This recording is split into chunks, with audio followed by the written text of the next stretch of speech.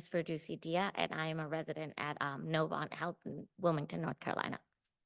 And today, the case I'm presenting is a case of atypical presentation of mumps encephalitis. So bilateral hyperdense lesions of the brain can be seen in multiple pathologies, but most concerning is encephalitis.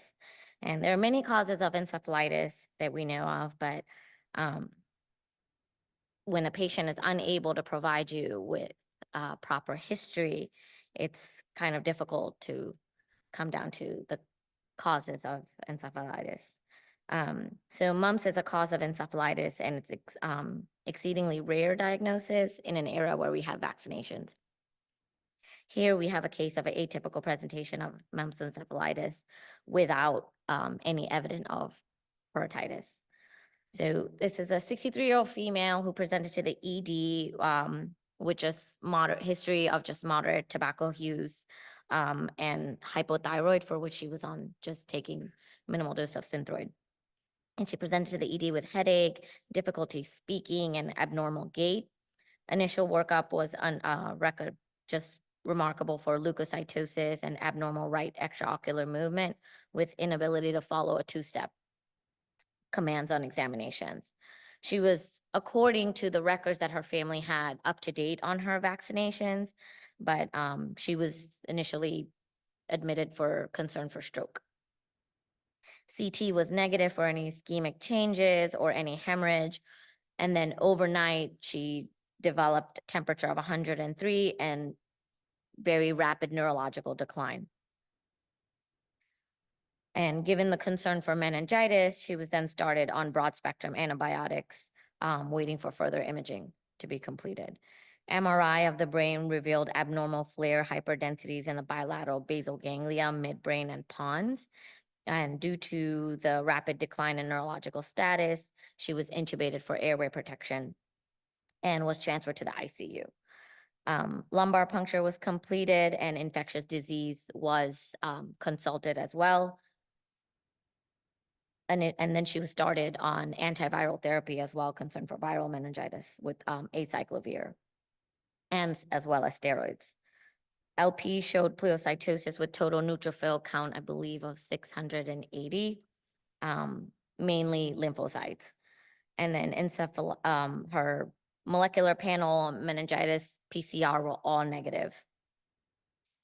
And given her ongoing known symptoms and decline in neurological status, we had to get a repeat lumbar puncture 3 days later, which were then positive for IgM for mumps. So unfortunately, there's no treatment for this disease in literature. It's just supportive care. And she was successfully extubated with a tracheostomy and PEG tube. And then she was nonverbal and non-ambulatory at the time of discharge. And she was discharged to a long-term rehab facility for able to gain some sort of strength back. And then following up with neurology outpatient. Fortunately, I was able to get some update on her, following up with because the rehab that she was discharged to is affiliated with our hospital. And from what for the past, I guess, 4 months now, she is able to now ambulate with a rollator, but she still remains nonverbal. And that is my case. Any questions? All right, a great job. Do we have any questions?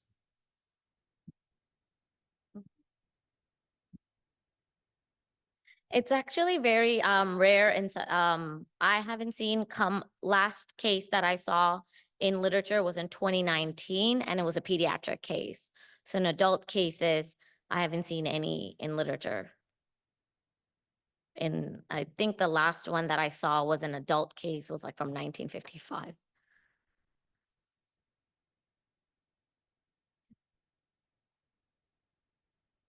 Very, very rare, yes. And especially with not any prodrome symptoms of any parotitis or any common like mumps infectious without having encephalitis, with no symptoms of mumps of like conjunctivitis or inflamed parotid glands or anything. Just mumps encephalitis. because she had no symptoms prior of mumps prior to admission to the ED. Morbidity, yes, because it can be very like decline in neurological status is very rapid. Not much recovery, yeah.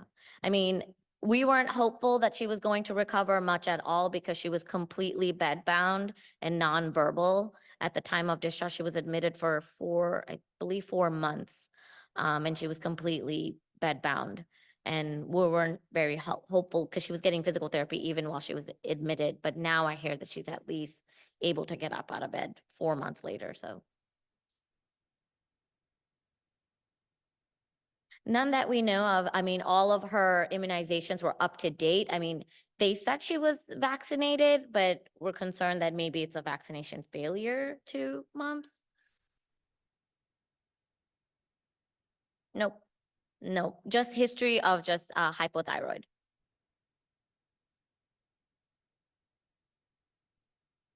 Another question for you.